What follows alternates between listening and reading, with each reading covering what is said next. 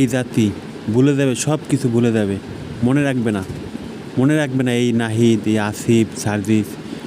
সেদিন আপোস করে আন্দোলন বন্ধ করে দিলে ফখরুল সাহেবের কিয়ামত পর্যন্ত নির্বাচনের মুখ দেখতে পারতো না। তাদের নেতাদেরকে জেলের ভেতরেই পথে মরতে হতো। নাহিদ আসিফের জীবনের মায়া ত্যাগ করে কোনো আপোস করেনি, বলে বাংলা মানুষ এক ভয়ঙ্কর জালিমের হাত থেকে মুক্তি পেয়েছে। আর ফখরুল সাহেবের নির্বাচনের স্বপ্ন দেখছে। নাহিদ আসিফের জীবনের মরণের একদম কাছাকাছি ছিল, সুতরাং তাদের কথা বলার অধিকার আছে। সত্য কথা শুনতে দিতে হলেও সত্য। আগে জাতীয় নির্বাচন হলে আমি এমপি হব, এরপরে আমি আমার ভাইকে চেয়ারম্যান বানাবো, বউকে উপজেলা চেয়ারম্যান বানাবো, শালীকে মহিলা ভাইস চেয়ারম্যান এবং নেতাকর্মীদেরকেই মেম্বার বানাবো।